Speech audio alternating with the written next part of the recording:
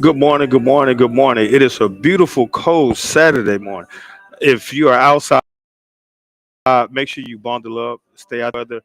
I know some of us are indoor people. I'm more of an outdoor, and I just don't care about when it rains. But if you're out and about enjoying this beautiful day, make sure you stay warm because we don't want you to get sick and all these frost bites. But if you're stuck in the house, no, enjoy the time, be peaceful, relax, and chill, whatever. Thank you for tuning into More on the Road with Bernard Moore the Third, presented to you by More and More Sports Management. Nothing but more is what we're about. Those individuals that help make this show what it is today.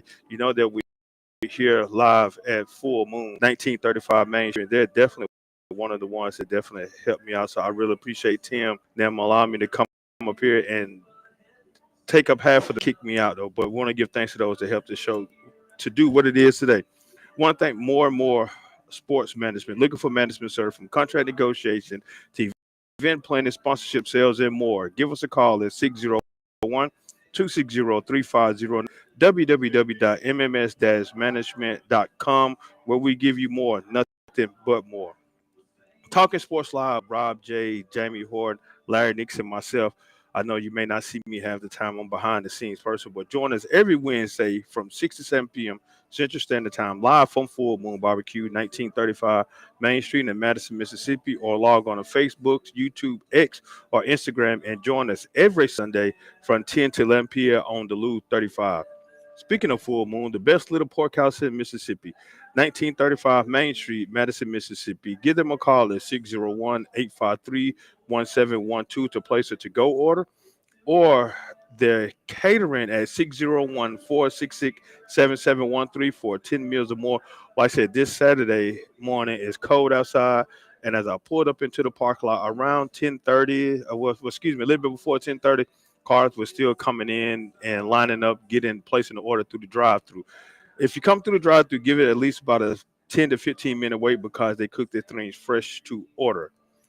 Cakes, cookies, muffins, oh my. Contact Monique Dessert Boutique or locate her on Facebook and Instagram, or send a text at 646-926-9210 or Purple Velvet Bakery at yahoo.com if you want to place and to go order. Hillcrest Christian School, one faith, one family, one future. 4060 Southside Road, Jackson, Mississippi, 601-372-0149, or hillcrestchristian.org to schedule a tour to take a look and see what they have to offer. A small institution on the borderlines of Byron, Mississippi, and Jackson and South Jackson, so definitely swing by. Zion Tribe Missionary Baptist Church, Family, Friends, Faith, and Fellowship, 925 West Pearl Street in Jackson, Mississippi, 601-355-5545, or zion-travelers.org. Service at 10:30 every Sunday, Sunday school at 9, Bible class every Wednesday at 7:15. So swing by 925 West Pearl Street. Defining Moments with Larry Nix. Tune in every Tuesday and Thursday at 104.3 FM here in Metro area from 11 a.m. to 12 p.m. or log on to Facebook or YouTube or visit them at ignitems.tv. That's IGNITEMS.tv for your defining moment.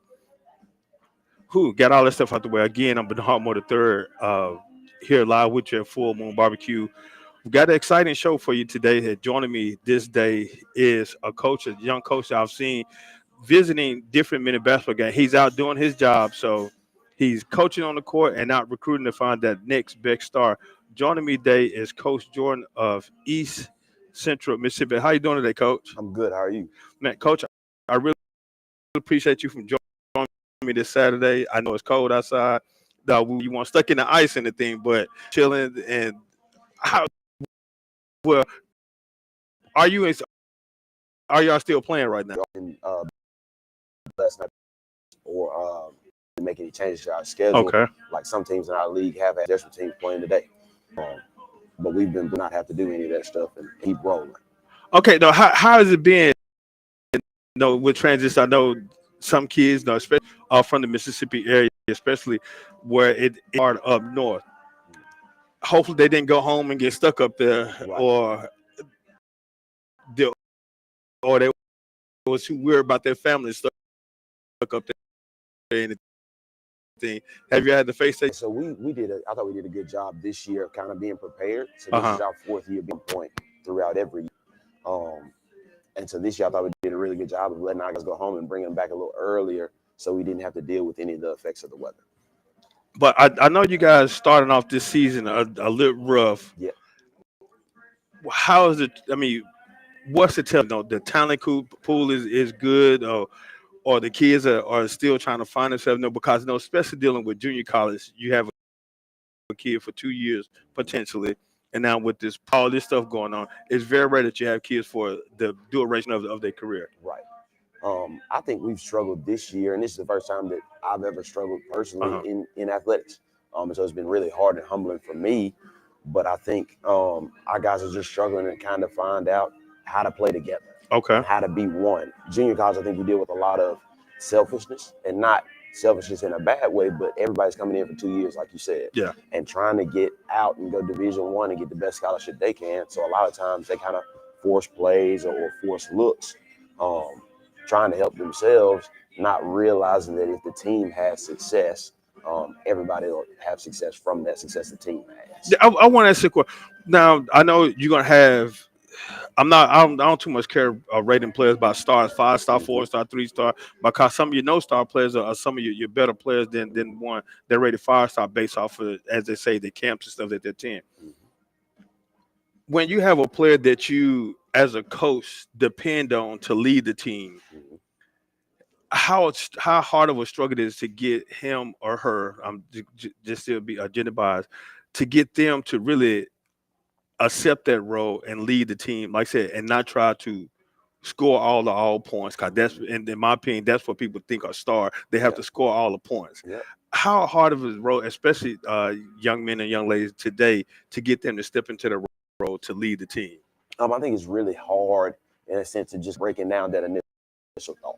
So a lot of kids watch the NBA.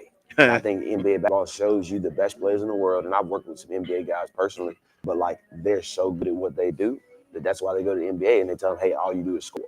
Well, kids see that on TV and think, well, that's what my coach wants me to do. Okay. That's how I'm supposed to play. And that's not the case. Okay. And nobody that we have is that good to be able to do some of the things the NBA guys do. But I think it's a daily battle.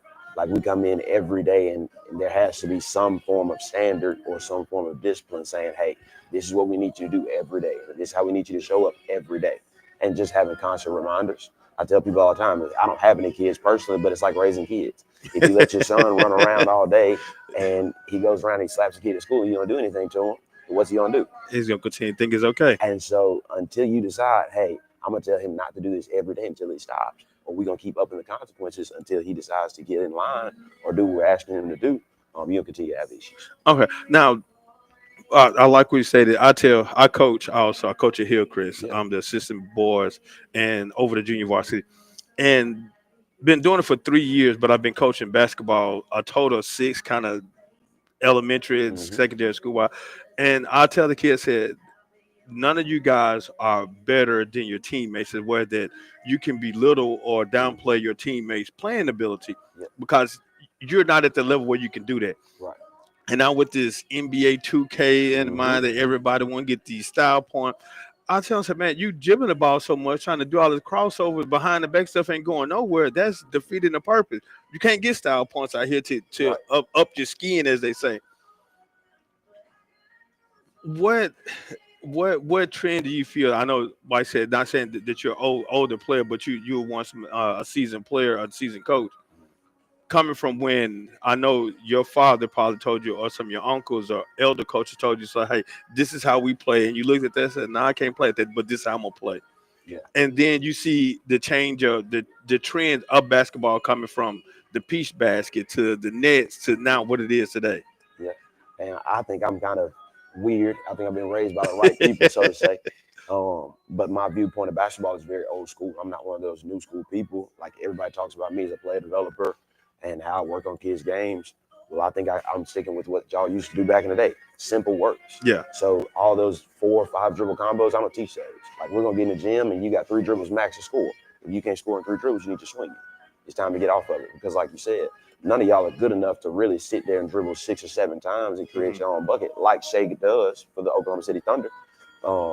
He does that because he's got that skill set and he gets paid a whole bunch of millions of dollars to do that. But I think that I was raised by some of the right people and coached by some of the right coaches that taught me, hey, simple works. And today I still believe that simple still works. Well, Coach Joe, let me ask you this now. You played at Madison Central, right? Mhm. The Jaguars. Now I've seen them play for the past 2 seasons, and they have plenty of talent up there right now. So a lot of trees. I'll say that much. Correct. Where is that coming from? Because I know you really didn't have that a lot. I know, like I said, especially when I play, you probably gonna have a few players, but if you have a team full of trees, they're breeding from somewhere. I know I'm not trying to not Madison Central or Madison County, but I've really never seen them that height wise. Where's that coming from? Y'all Yeah. growing them in the backyard? I think that they've always been there, but I think that your athletes in Madison Central, even when I was there, I graduated in 2015. They're football and baseball kids. Growing up in Madison, like you are a football player, you're a baseball player. Okay. And so now I think it's kind of trending towards there's a lot of football players, there's a lot of baseball players. Well, now we got a lot of basketball players that, and regardless of what the reason may be, that are leaving JPS and are leaving other schools and kind of moving into that Madison County area that end up helping Madison basketball. And so I'm fired up. Okay. Now, basketball in the metro area, and not saying that it has taken decline, but in my opinion, it has taken a decline. Like I said, I graduated in '98 from FARC, so like I said, I'm of a now during the time the Jackson metro area, from your JPS schools, your Clinton, your like I said, Madison really went a strong basketball program, but your JPS and Clinton, they had some strong basketball programs. Madison County last year, Germantown won 7A, Ridgeland won 5A, and Kent won 3A. As a Madison County resident, how did that make you feel? But I know you wanted your Jags to win, but how is that? No, you see, Madison County dominated in basketball this past year. It makes me feel good because I've obviously been around Madison my whole life and been in Canton, been in Ridgeland, and I know a bunch of those kids, and I think those Madison County kids deserve it. It's not one of those things to where like, oh, they weren't supposed to win it. I thought that all those teams that won it were the best teams. Being a Jaguar wasn't super fired up to see Germantown win one, but the growth that Germantown has shown from when they first opened and when I was in school to now is huge. It's tremendous. And they went from 4A up to 7A. They're 7A right now. Yeah, correct. And so the group, like I said, that's the enrollment as well as the residents of Germantown, Glustead College School, and that area has grown and it's still booming up in Glustead. Like I said, I have a family member that moved and built the house out there in Glustead. So yeah, it is booming and coming. I also got a dentist out there, so shout out to Dr. Kincaid. You're gonna owe me for this now because you're not a sponsor, but shout out to Dr. Kincaid on Calhoun Parkway in Glustead. But how is basketball, in your opinion, trended in the metro area? You see, it's not like I used to be, or you kind of see it's making a turn. Yeah, I think it's not like it used to be. I think the last couple of years there have been semi-down years as far as the city of Jackson hadn't had to where every school in Jackson is really, really good. Which back when I was in high school, every school in Jackson was good. Like you were going to school in Jackson, like, all right, we got to play tonight. Because you talk about the Malik Newmans, the Fred Thomases, the Dondricus Nelsons, the Jarvis Summers, all those kids are from Jackson and were in Jackson around the same time. I think it did take a dip, but I think it's trending back upwards. Like you look at Jim Hill, who's really good in 6A. I think they're in one of the top teams in 6A. You got Lanier, who's really, really good. And they just happen to run into the buzzsaw that is Raymond High School every year. And so you have Murrah, who's really, really talented. They just play in the toughest district in Mississippi. Yeah. Like when you have to go through every Tuesday, Friday night, you got to play Madison Central. You got to play Germantown. You got to play Oxford. That's hard. That's tough. But I think it's trending upward, which I think is really, really positive. It makes me happy because I want JPS basketball to get back to what it used to be. Yeah, like I said, Jim Hill. Actually, Jim Hill has a game tonight in which I'm go partake in. Jim Hill versus FARC. I know they just played Terry last night, which it was a crowd in guys how the coach stated by the graveyard, because Jim Hill is kind of sitting awkward. You got a graveyard right there in front of the school, but hey, Fred Harris Drive. But hey, Coach Harris was an old successful coach as well. And I said Lanier, they've been quietly winning. I think they lost 3 games, if I'm not mistaken. So they've been quietly winning, and they have God, what's the guard now? I'm looking at his face. Xavier Banks. And then number 13, think he's a young guy. Then it had this 10th grader. Yep. So they have some size down there, and potentially it look like to repeat again next year with Coach Clark. Yep. And as Merle, I talked with Coach Caldwell. No, that's good. An old former Mhm. player going back and turning the program around. Because last year they did not look like they No. did this year. Not at all. I told Caldwell in the summer, I said, dog, y'all look really, really good, and y'all are turning back into that old Murrah that played for the state championship in 2012. Yeah, and see, but a lot of his guys, I hate this. I dislike it when some people say that no, they're young. Mm-hmm. No, they gotta make mistakes. Nah, you got some older seasoned guys that making some Yep. mistakes that young guys make, but they are a young team, a bunch of Mhm. 10th graders, some 10th and 11th graders, so they're young. So, and the success that they have, I talked to one of the parents, and they stated about a tournament that they went in and played in Texas. Mm-hmm. Some top teams down there, and they beat them. And so I'm like, man, so you come back to Mississippi, you probably gonna run through everything, and which they are, but you still got some blocks in the road with Yep. Germantown and Madison Central and Oxford. And when you Starkville. kind of play, in Starkville, aren't they still the number one team in the state right now? They are. Yeah, and Coach Carlisle, I like Coach Carlisle. I'm about to get back with him, like so when he was at Yazoo City, when he was at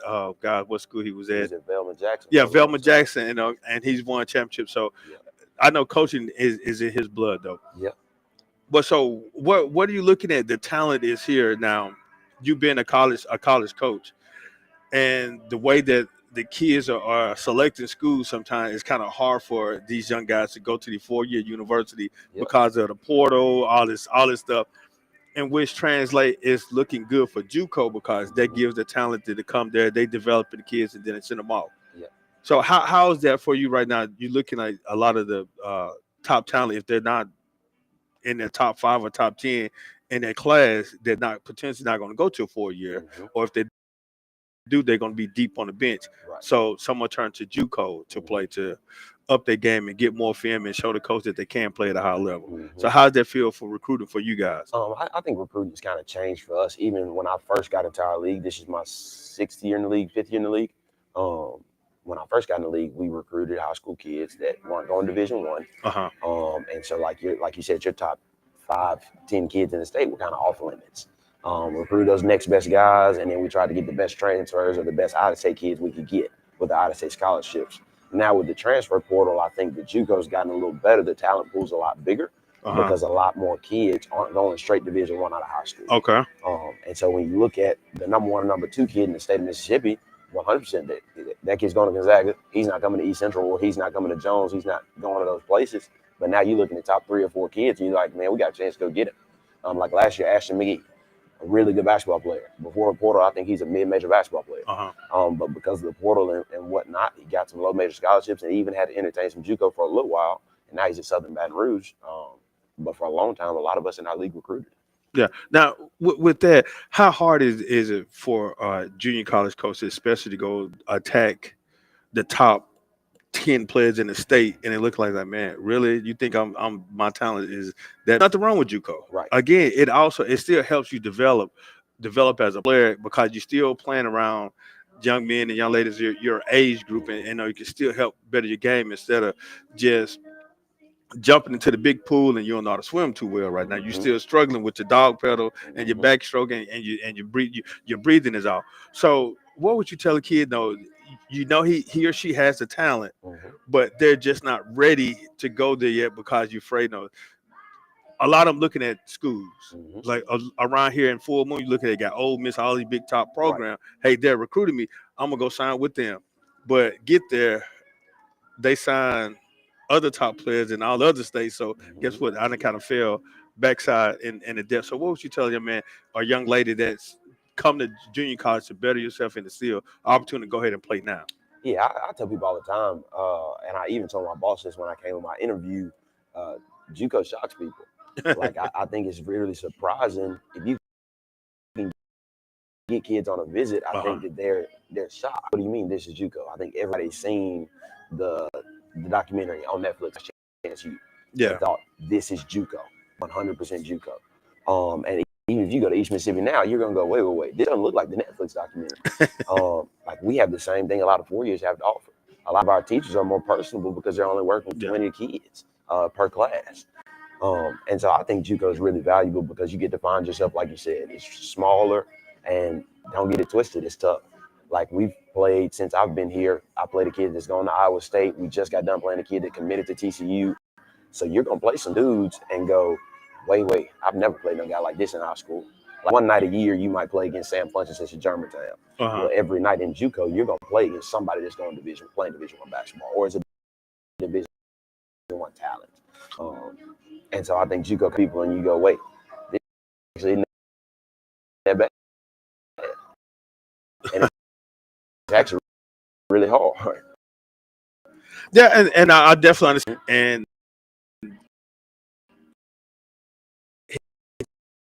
I said him coach recruited at school a lot, and so he always tell me now that said now you came.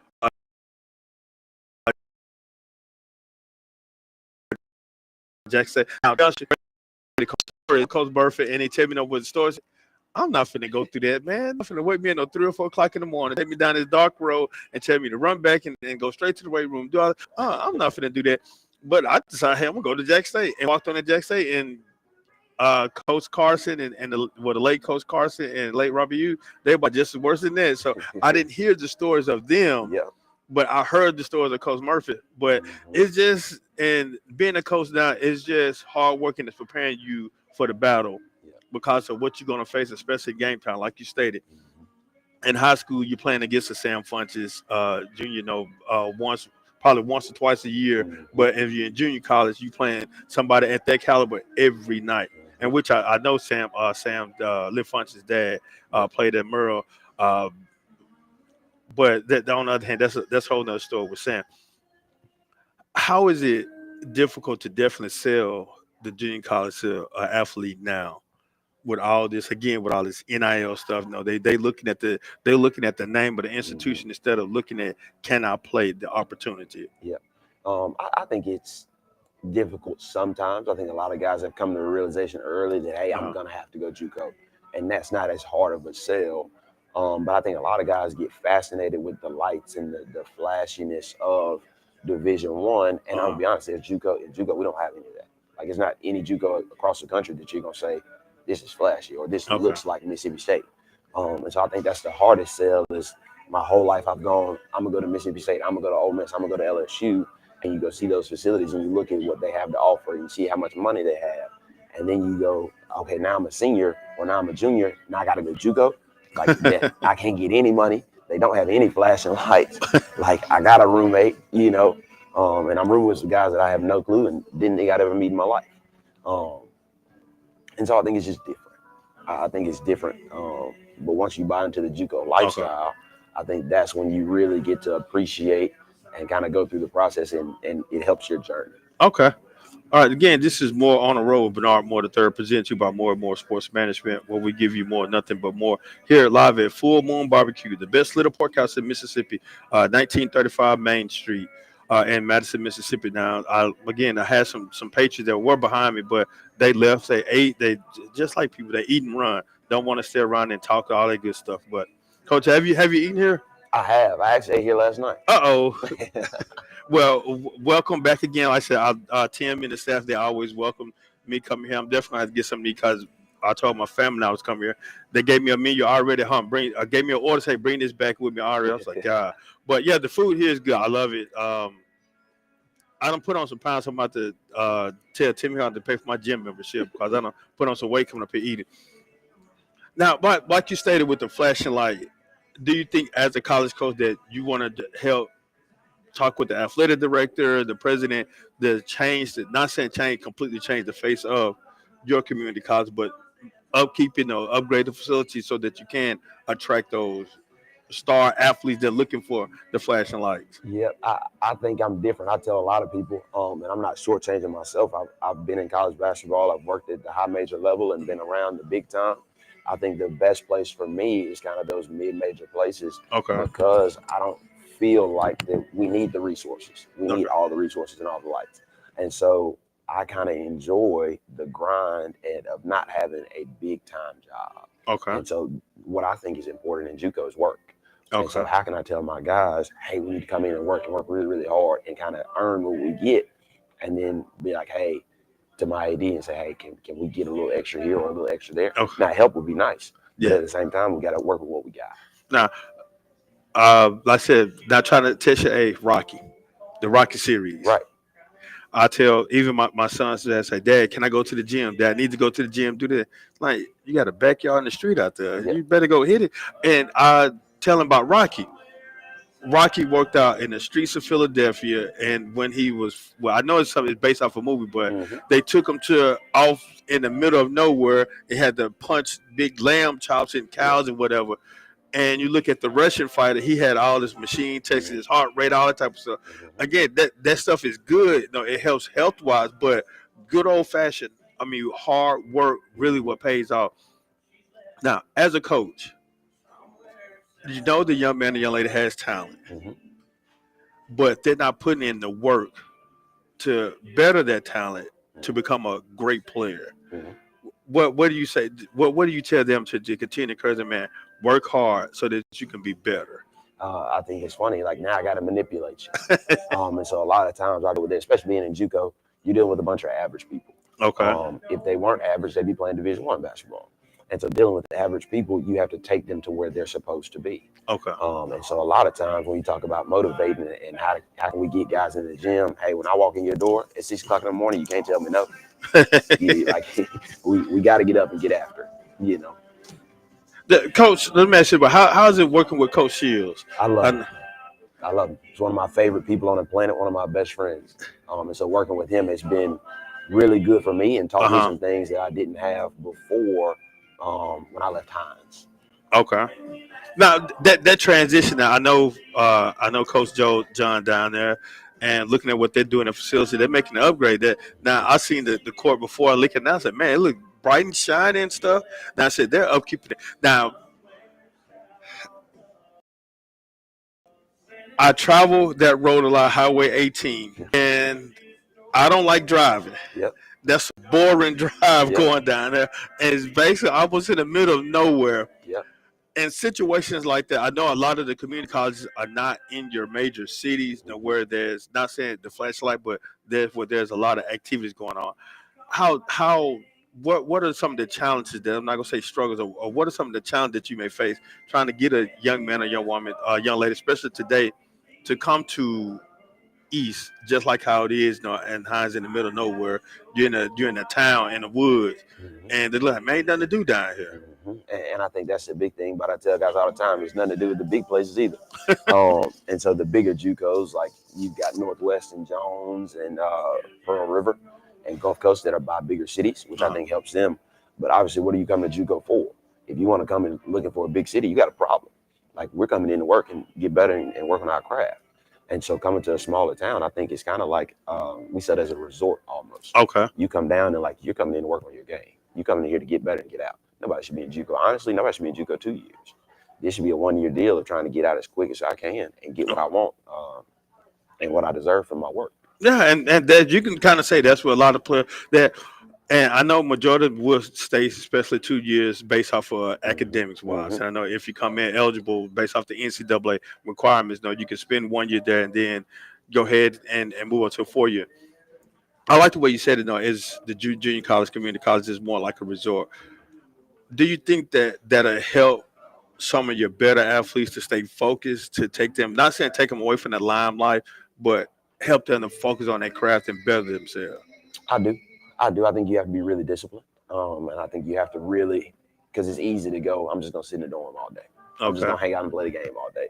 But if you're really disciplined and you're really focused, like the kid we had that ended up just leaving us, Connor Rogers, he came in and was really, really disciplined. We went to the gym every morning and every afternoon. So we going at 7 o'clock in the morning and we going at 10 o'clock at night. And so during the day, he's in class and he's getting his schoolwork done.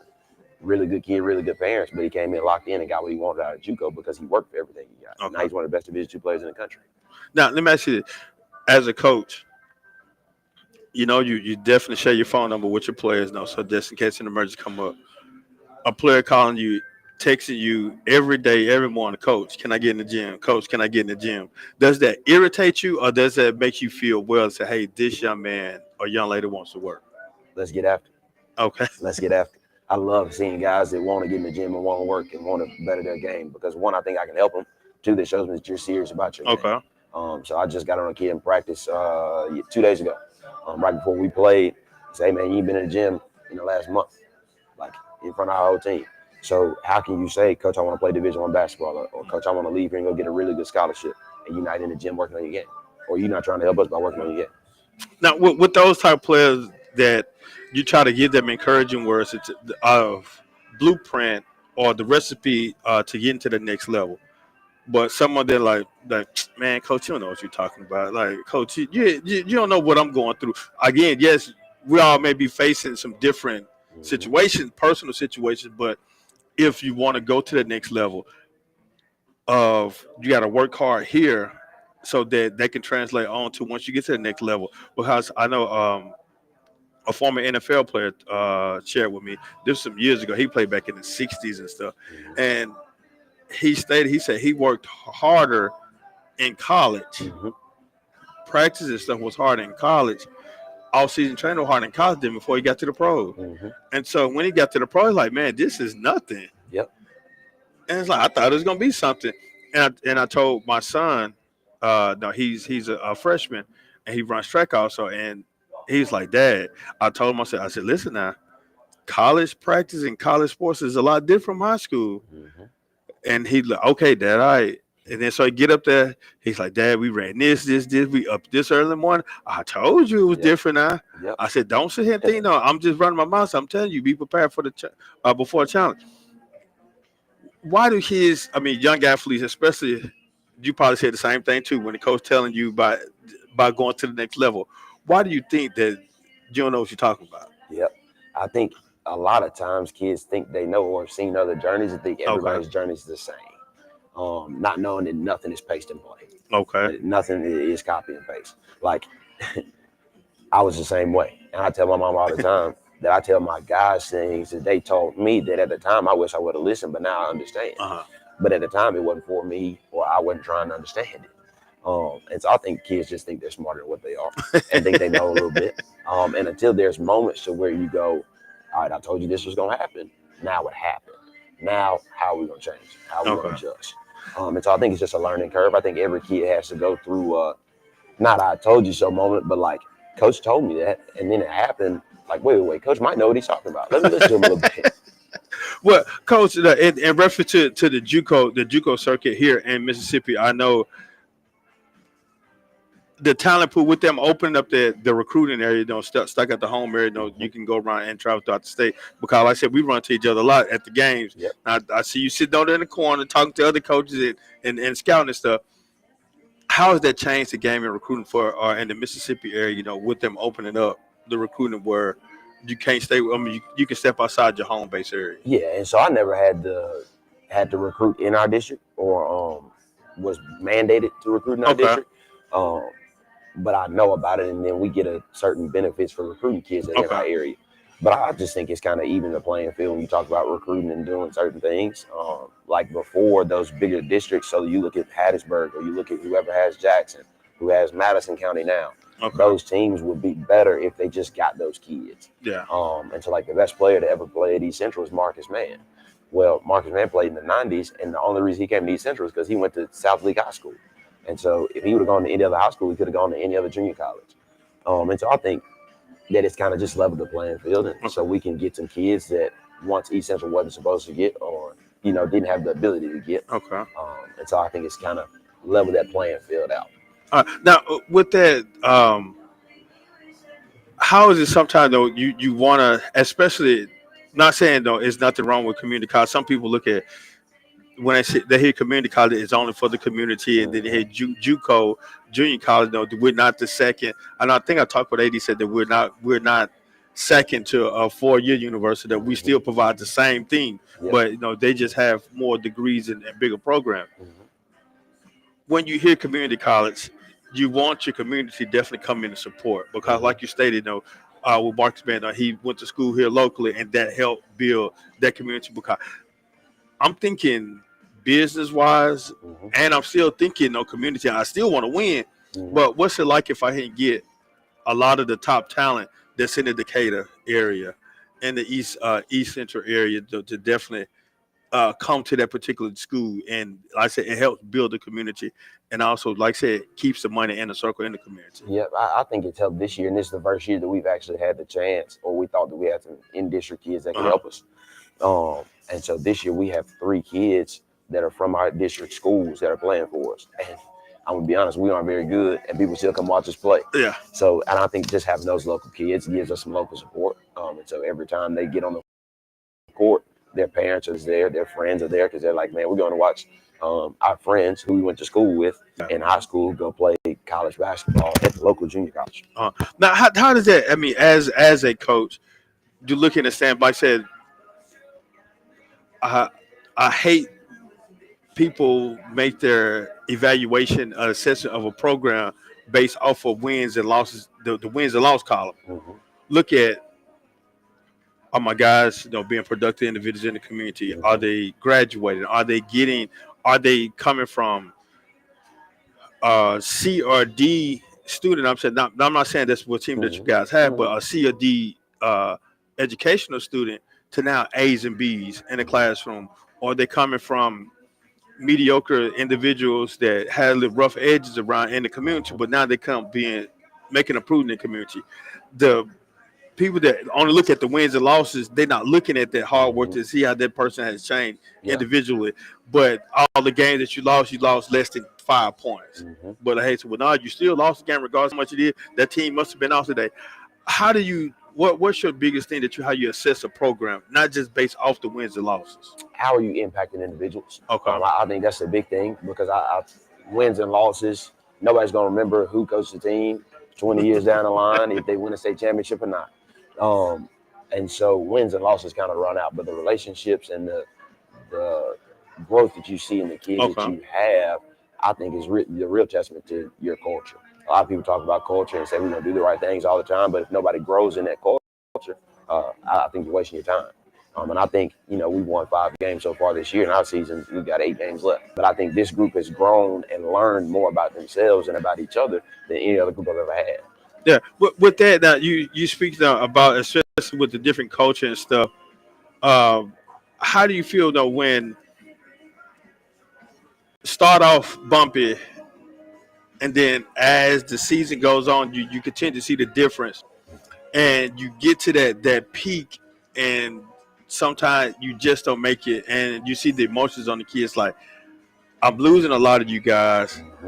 I wish I would have had all you guys coming back because we're there, but we just didn't make over that peak.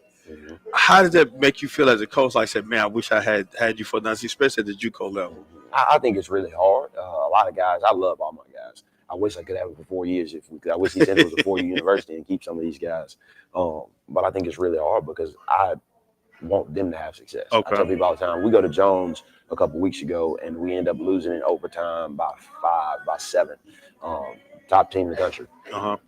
And I'm frustrated. I'm upset. And like, I'm not a get upset, cry person, but I'm crying. And people's like, what's wrong with Coach? Coach really wants to win this game. And I said, personally, for me, I'm fine. I beat Jones. Beating Jones this year ain't that big of a deal to me. I said, I want my guys to have some success and finally see the benefits of what they work for. Okay. So that's the biggest thing. I just want to see them have success because that's why I'm here every day. That's why I show up every day. Now, as a coach, you see your players go off. Like I said, some go to 4-year university, and some don't. Some just don't. They get their associates, that they're content with that, but they're off making it productive. They're being productive individuals in the community. And some of them come back to the game, or like I said, they go watch games and you out recruiting. And they say you, hey, coach, no, how's it going? No, coach, appreciate it. No, what you done? No, how does it make you feel as a coach when they say no? Again, some of them didn't go play at a 4-year university. Some of them just went and got into the work world and started family things along that line. Yeah, and I think that's my big thing as a coach is that's why I work for. That's why I come to work every day. That's why I tell you I love you. That's why I show you I love you. And that's why I'm so hard on you, because regardless for the rest of your life, you can call me. And that makes you feel really good just knowing I've had an impact on your life and that we have this relationship for the rest of your life. Like a lot of people talk about brotherhood. I really do think of sports like a brotherhood. And so every kid that I've ever coached can always call my phone. It can always hit me. My number never changes for that reason. And so a lot of guys call, and I talk to guys all the time that used to play for me and still play for me. We had a team meeting the other day. One of my kids called me in the middle of it, and I answered. one of my former guys, and let him talk to the team. So And with that also, then you see some of your former players come back and you invite them to the locker room to talk to the guys, especially some they look in the record book or look in the stat book, like, man, this dude did this, and he coming back, spend time with. How do you think that makes an impact on your current team, and then how that makes you feel as a coach for them to come back and give encouraging words? yeah, I think it kind of goes back to what we said earlier. Like, it's hard sometimes to take advice from me. It's a little easier to take somebody that's already been through it and been in, and more recently or close to your age. And so I think it's good to see the growth. Like, I just saw growth in one of my kids who's been here 2 years for us. I told Coach the other day, like, he's grown as a person. Like, as a basketball player, he's very, very similar. But as a person, he's grown. So he's talking with emotion, tougher kid. He's growing up, and it's a lot of times now he's saying the right things with the right delivery, which I think is just a testament to him, and it's helping our team get better. Now, I know we're still dealing with coaches now. Mm-hmm. I'm finna ask a question now, maybe kind of open ended. Look like you probably don't understand it. How many coaches do you have sitting on the bench? Two. How many coaches are in the gym doing the game? A bunch of them. I know when some of the games I attend, and I just sit back and I listen to the fans in the stand. Coach, you need to do this. Shoot the ball, pass the ball. It's like, man, y'all. I love them games. Well, I don't like the game time coaches when I'm coaching, but I love it. Just to hear them talk when I'm sitting in the stand. I was like, well, why y'all want to practice then? No, you tell the player to shoot it, but the coach told them not to shoot in practice for a reason. Why you not in practice? Now, I know this is going to be a very sensitive subject, officiating. Mm-hmm. The refs. Yeah. How do you feel about the refs sometimes? So I ended up being a manager at Mississippi State while I was there. I got the chance to be a student assistant. I worked for a guy named Ben Howland who talked about officiating and taught me early on in my career about officiating. They aren't that big of a deal. They don't have that much of an impact on the game. And especially our refs, there's no money on the game. They don't care who wins. Now, they're not always the best. Yeah. But at the same time, they're human and they don't have that much of an impact on the game. And so I feel like if I complain or if I say something to the refs, I better have a really good case. Yeah. Because then my guys try to do the same thing. And that's what I don't want is my guys saying anything to the refs. And I can't hold them to the standard and say, hey, y'all can't say anything to the refs. And I'm talking to them the whole time. Yeah. And so they're doing their job the best they can. They make mistakes just like I do. I don't always call the right play. I don't always send in the right guys. And so I just try to view them as human as much as possible. Now, I know, again, I observe basketball, even some games also, and I do commentate on the games. I tell about there's different views. There's the player view, the coach view, the view in the stands. Mm-hmm. And as an official, I say, coach, tell my player, said, from this angle, it looked like you did this. Mm-hmm. But for your end, you didn't do it. So they're going to make the best call from the angle that they see it. Right. Just like I get on my guys, I tell them, say, we don't have a male's volleyball team because when they're trying to block somebody's shot, they immediately go down. Mm-hmm. I said, if you don't even touch them, they're going to call a foul because, again, from their view, you swing it instead of just jumping straight up or just holding your hand up. They're going to call foul. Coach James Fine said they're going to call that, so just hold your hand up. And I've yelled in a game a couple times. I called the volleyball coach down. I said, hey, we're going to tell Coach so-and-so to start a male's volleyball team. And the fans looking at me start laughing. I'm saying, because that's what they're doing. They're spiking. Yep. And that's not allowed in basketball but for some odd reason, they still want to do it. Mm-hmm. And I kind of tell them that sometimes the calls that the official do or don't make, the players get emotionally off of that. And like I said, it can drain them and they going from here, then they just go completely just dead. How can you, especially the kids there, what would you tell them to kind of bring them back up based off of the official making a call or not making a call? Yep, I'm a big person on control what you can control. And if you can't control what the official calls, then why are you worried about it? Why is that a big deal to us? But I think it's a daily thing. Yeah. Like, you can't go into a game and all week we've been talking about fouling in practice, and then we get in the game and expect not to talk about fouling, And so I just think it's one of those things. It's a daily thing, and how you respond and how you look at situations. And so my guys, I tell them all the time, if we can't control it, we don't need to worry about it. Do the best you can with what you got. Do your job, and we can worry about the rest later. Yeah, I said, even in practice, if we were playing like a little more like a pickup game or just run over plays and they looking like, oh, he fouled, he double dribble. I said, the ref is not gonna call everything. Why you stop playing and worrying about that no call and you just stop in the middle of play, throw your hands up? I'm like, why? Continue to play until you hear the whistle. Yep. Don't stop because they did or did not make a call and you just completely just threw your whole game off. And you ain't got to call nobody name or call the official.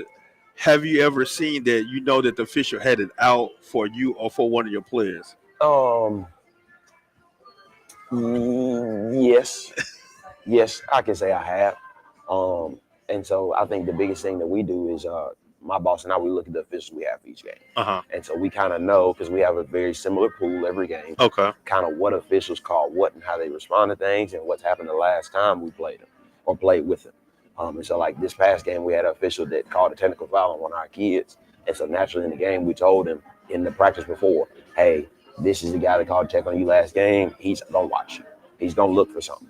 So the first thing you do, he's going to try to tee you up, and he's going to try to get you, riled up. But we did a really good job of kind of responding to that last game. But I do think some guys kind of remember, what happened last game. Yeah, I know. I was at one game. I was in the stands and watching the fish. The talent pool, you can tell. No, the talent pool wasn't there, and the score was outreach, and it was kind of funny. I'm looking at the official. He sees somebody doing something, and then you hear the crowd doing. He just kind of put his hand over his eyes and "Nah, I ain't see that." And sometimes some officials, they're very comical with it. Try to bring some type of energy. Even as a coach. Again, I interact with a lot of officials, seeing them around games and being at different games, acting with them. And I tell them, hey, I'm a fuss, but it's all a lot of fun because you definitely want to get not emotionally get the crowd into it, but just have fun because that's what it's there for. I tell my guys that in practice, that's where all the hard work is at. Right. Because you're going over plays, you're building up condition. The game is a source of entertainment. Now, I tell them, looking at saying, is anybody in the stands? And no, coach. If somebody come to practice, do they have to pay to get in here? No, coach, they can come in. And so when we're at the game, yes, provide them with a source of entertainment. And that's all I'm saying. Just trying to provide fun. I'll tell the officials, hey, now I'm a fuss, don't take it personal. Yep. But some of them will take it personal, get this. So nah, I'm just want to have fun. No, but I'm too busy fussing at my players. But now for official, I can see that things are going different ways and where it can cause something like last year. We was at a game and a player was kept on pushing one of my players, and one of my players, they reacted to it, and the player went and pushed him. Like, official, he did it right there in front of the official, and so I ran on the court and separated. But I got to tell him, like, dude, this man sitting right here in front of you doing that, you ain't saying nothing. Right. So yeah, I'm gonna run the court. So yeah, I took that. He said he pulled me to the side. He said, "Nah, coach, I should have ejected out the game because you can't run on court." I said, "Well, y'all should have intervened." Right. But hey, it is what it is. But I said those emotions sometimes, especially dealing with officials, because I've seen a game where especially when it's two rivals, it's going to be a hard fought game because the competition is there. You have some officials just let them play. Then you have some officials that's going to blow every whistle. Yep. Which one you kind of look at as like just let the guys play. It's going to be a battle. Right. I always prefer physical games. I like games that we're going to let them play a little bit. We're going to get a little tough. And there's going to be some stuff that we should have called that we probably didn't call. So that's kind of my thing. And then I just want consistency. Okay. I don't care if you call it tight or if you call it, loose. I just want you to call it the same the whole game. Okay. So that way I know how to coach my team. I know how to respond. And I think that's the hardest thing dealing with officials. I think there's so much inconsistency throughout how we call games or what we call this game, what we don't call that game. That's my one. If I had to gripe about something, that's my one gripe. It's just being consistent. Yeah. Now, I said again, I do, and I said the officials when it looks like a foul, looks like a travel, but the main thing they're gonna do, jump ball. I said that's a play right there. They're gonna call it. They don't know what to call. And I've talked to some officials directly with that. They say, yeah, we do that because they don't know exactly how to go. And sometimes I've seen officials make a bad call on one end, and then they have to correct it on the other end. I said, well, no, they're just correcting a mistake that they made on the other end. things on the line. Well, Coach, I really do me this Saturday, man. I know, like I said, you finna go hit the gym somewhere. You finna go because as you can look around, though, basketball on the TVs here because it's basketball season. You know, the Super Bowl coming up next Sunday. Oh, is this? Yeah, next Sunday. So everybody's getting ready for basketball. Now, before let's go, your Super Bowl prediction. Or you just saying you just like it is what it is?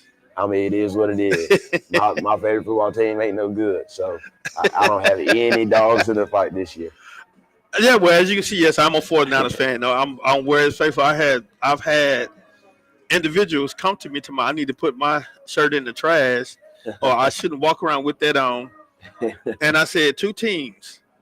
And they said, yes. I said, now you have no room to talk. Yeah. The Cowboys and the Saints, and I hope you're not one of those, Coach. I said, no, you had no room to talk. I'm one of them. To say this, come on, I need to put my shirt in the trash. I was like, come on now. At least we did make.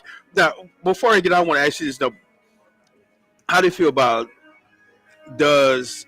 we talked about it earlier, that player, that great player that you want to be a leader, they're not available. But if you're on the team, the coach sees something in you that you can help this team out. And as they say, the old saying, next man up, about dealing with injuries. Do you think that has a major part on how your team plays, or you still with that, hey, we still got to play the same because ain't nothing going to really change with the game plan wise, but we just lost something that we operate ourselves around, but we lost that piece, but I still want the next person to step up. I think that we're dealing with that now. I've lost my point guard, who ends up being our best guard defender. He's dealing with a knee injury. Had a knot behind that knee and just trying to work it out. And so I'm kind of mixed. I think it's going to have to be a joint effort. Like there's not going to be one kid on my team that picks up his slack. I think it's going to be a bunch of guys combining for it. Yeah, like I said, with the 49ers, everybody said they had a whole lot of injuries. If you are on an active 53-man roster in the National Football League, you have the talent and the to play regardless of who's there, who's not. Right. Because you still getting paid all this money. The team saw the general manager, player personnel, they saw something in you to keep you on that roster because they would have cut you. Right. So, like I said, I'm with that next man up. I'm not going to look at it, hey, we had so many injuries. No, that's the reason why the season wasn't what it is. But, hey, we dealt with injuries. Yeah. Right. It's part of it. They play a major part, but guess what? That's when the opportunity, somebody needs to step up. So, yeah, they making $5 million, but you still in the hundreds. So you want to get to the million, guess what? This is my opportunity right here to go ahead and say that I'm earned that. So if you're ready to get that, you got to step up. Well, again, Coach, I appreciate it. No, your time. You gonna watch Super Bowl? You just gonna like it is what it is. I'm gonna watch it. I'm gonna go somewhere and eat. Well, I know they probably have it on here somewhere here at Full Moon with all these different TVs. So I know Tim and the staff will definitely come by. And we definitely would love to have you here. I'm gonna have to get with Eve because I don't know if I'm gonna have some. If I'm gonna do me some dip or something, I'll probably have her to cook some, put something together for me so we can have me and my sons can have a Super Bowl gathering at the house. Yep. But Coach, again, man, I really do appreciate the time for joining me, man. No, anything that we can do with More on the Road as well as More Sports, we're definitely there to help you out. Yep, I appreciate it. Anything else you want to say to them to follow about the recruits and stuff, to send them on the EC? No, just when y'all see me, y'all speak to me. And, wherever the talent is, that's where I'm going to be. Yeah, I know. Did you go some games last night? I did. I ended up going to Germantown, Murrah last night. Okay. I offered 2 kids last night. From which one, Germantown or Murrah? From both. I offered the sophomore, Dominique Simpkins from Murrah, and then I offered the junior, Zay Thompson from Murrah. Okay. Well, yeah, they got 10. I said I'm finna go to the Jim Hill and Forest City game and watch that. So as a Forest alum, Coach Curry, y'all better come on out with that win because I know Jim Hill definitely gonna bring it. It's not a rival, but it is a rival. Everybody talking about the different hills, but we're still the best hill, however it goes. But man, I really do appreciate it, Coach, for joining us. Well, we at Full Moon Barbecue. This food is smelling good. Definitely go out there and get me something to eat. I never know where we're going to be. We may be here. Hold up. Now I'm going to be traveling next Saturday. So I'm definitely going to be on the road somewhere. So you definitely may catch me there. Much love to you guys. 1+1 equals deuces.